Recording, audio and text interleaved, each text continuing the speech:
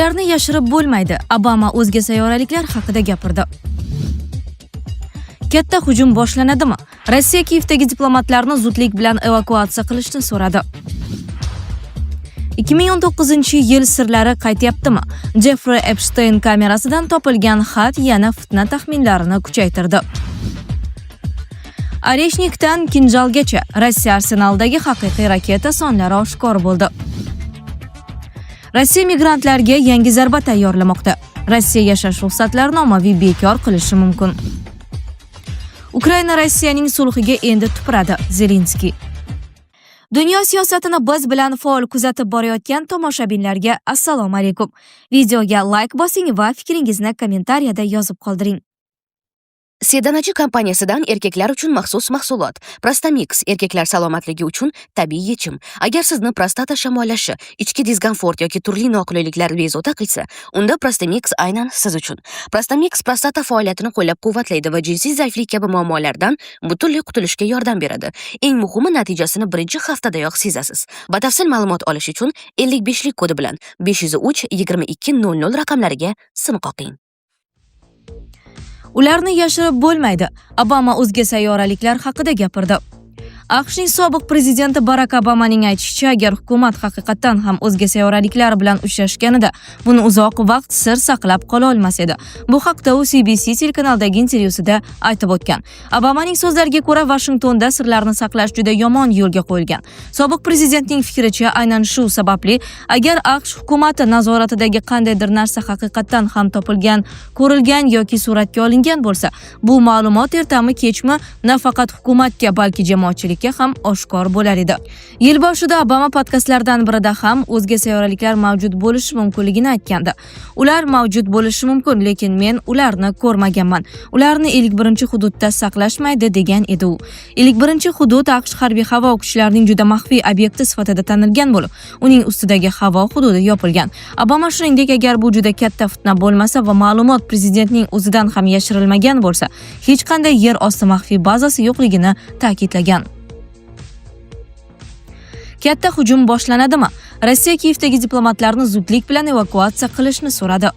Rossiya Tashqi ishlar vazirligi barcha akkreditatsiyadan o'tgan diplomatik vakolatxonalarga nota yubordi.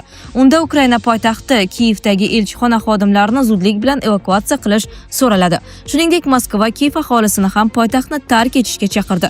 Bu haqda vazirlik matbuot kotibi Zaxarovaga tanib RBK xabar berdi.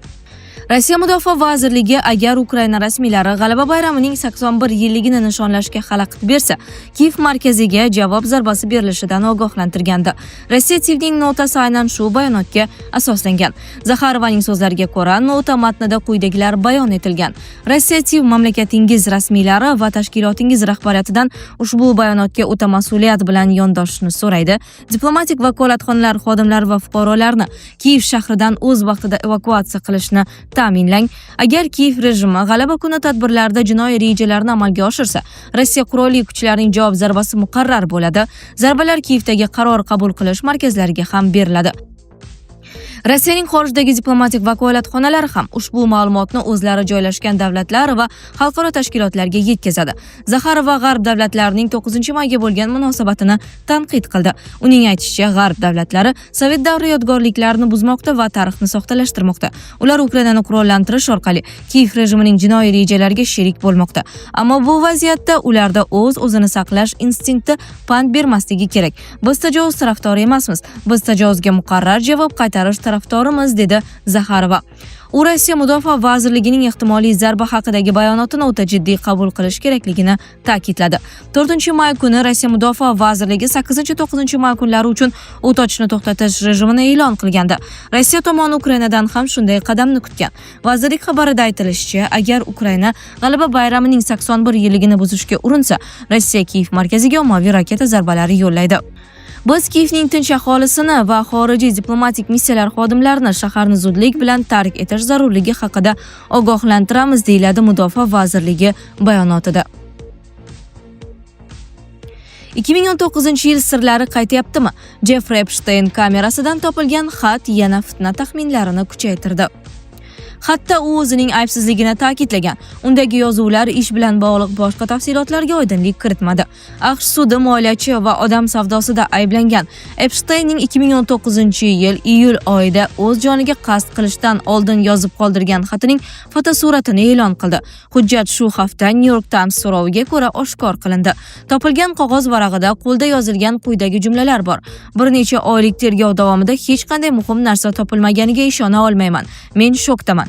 Matn ostida imzo yo'q. Xatni Epsteinning kameradoshi sobiq politsiyachi Nikol Starlateni topib olgan. O'tkazilgan xatshunoslik ekspertizasi moliyachining dastxatiga yuqori darajada o'xshashlikni tasdiqladi. Oreshnikdan Kinjalgacha Rossiya arsenalidagi haqiqiy raketa sonlari oshkor bo'ldi. Rossiya Ukrainaga qarshi raketa hujumlarini kuchaytirganiga qaramay, arsenallarni kengaytirishda davom etmoqda. Bu haqda Ukraina bosh razvedka boshqarmasiga tayanib New nashri xabar berdi. Ma'lumotlarga ko'ra, Rossiya yangi raketalar ishlab chiqarish sur'atini tezlashtirgan. 2026-yil aprel oyining o'rtalarida quyidagi raketalar mavjud edi. 200 tagacha Iskandar M ballistik raketalari, 110 tagacha Iskandar K qanotli raketalari, 100 tagacha gipertovushli Kinjal aeroballistik raketalari, 460 tagacha kalibr qanotli raketalari, 690 tagacha Onyx qanotli raketalari, Tu-160, Tu-95 strategik aviatsiya samolyotlari uchun 120 tagacha X-101 qanotli raketalari, 350 tagacha X-22 32 qanotli Tu-22 uchun, 230 tagacha gipertovushli kemaga qarshi Sirkon raketalari, 50 tagacha Shimoliy Koreyaning KN-23 ballistik raketalari, 2,6 ming tagacha X-29, X-31, 35, 58, 59 tipidagi boshqariladigan aviatsiya raketalari. Oreshnik turidagi 10 tagacha o'rta masofali ballistik raketalar. Rossiyaliklar 2025-yil dekabr oyida ham taxminan shuncha raketaga ega edi. Kinjallar bundan mustasno. O'sha paytda ularning soni 50 tagacha bo'lgan. Rossiya migrantlarga yangi zarba tayyorlamoqda. Rossiya yashash ruxsatlarini ommaviy bekor qilishi mumkin. Rossiya Davlat Dumasi deputatlari bahorgi sessiya davomida yangi qonun qabul qilishni rejalashtirmoqda. Unga ko'ra, hujjat berilgan kundan boshlab yil davomida 10 oydan kam ishlagan mehnat migrantlarining yashash guvohnomasi va vaqtincha yashash uchun ruxsatnomasi bekor qilinishi mumkin. Bu haqda parlament quyi palatasi raisi Vyacheslav Volodinga tayanib, Kontekst xabar berdi. Qayd etilishicha, ushbu shartlarni tadbirkorlik faoliyati bilan bog'liq bo'lmagan shaxsiy, uy xo'jaligi va shu kabi boshqa ehtiyojlar uchun jismoniy shaxslar huzurida ishlaydigan chet elliklarga ham tatbiq etish taklif qilinmoqda. Bunda, agar hisobot yilida bunday faoliyat 10 oydan kam amalga oshirilgan bo'lsa va yoki o'zi va qaramog'idagi har bir oila a'zosi uchun belgilangan avans to'lovi ko'rinishidagi daromad solig'i 10 oydan kam muddat uchun to'langan bo'lsa, hujjatlar bekor qilinadi. Volodinning so'zlariga ko'ra, so'nggi 3 oy ichida migrantlarga berilgan 8 mingdan ortiq yashash guvohnomasi bekor qilingan bo'lib, bu 2025-yil boshidagi ko'rsatkichga nisbatan 90% ga ko'p. Shuningdek, yangi yashash guvohnomasi va vaqtincha yashash uchun ruxsatnomalar berish hajmi ham sezilarli darajada kamaygan. Mos ravishda 27,8, 27,5% ga. Ukraina Rossiyaning sulhiga endi tupuradi – Zelenskiy. Ukraina Rossiya tomonidan 9-may g'alaba kuni arafasida e'lon qilingan bir tomonlama sulhni o'zining majburiyati deb hisoblamaydi. Bu haqda Ukraina prezidenti Zelenskiy o'zining X ijtimoiy tarmog'idagi sahifasida ma'lum qildi. Zelenskiy Rossiyani sulhni 1820 marta buzganlikda ayblagan. Bu holatlar orasida artilleriya o'qlari, quruqlikdagi hujumlar va havo zarbalari kabilar sanab o'tilgan. Uning aytishicha, Rossiya Ukraina tomonidan kecha 5-may kuni e'lon qilingan sulhni buzgan. Rossiya tomoni sulh rejimini izdan chiqarganini tasdiqlaymiz. Ukraina Rossiya tomonidan ommaviy axborot vositalari orqali sulh so'ralganini inobatga olgan holda javob qaytarilishini aniq bildirdi, degan Zelenskiy bayonotida. Uning so'zlariga ko'ra, urush sharoitida ommaviy bayram tadbirlarini o'tkazish ma'noga ega emas. Ukraina rahbari qo'shimcha choralar bo'yicha qaror tez orada qabul qilinishini bildirgan. Rossiya Mudofaa vazirligi esa kecha 5-may kuni Ukraina hududiga bir nechta hujumlar amalga oshirilganini tasdiqlagan va ayni paytda Ukraina kuchlari Rossiya hududi hamda bosib olingan Qrimdagi nishonlarga zarba berganlikda ayblagan.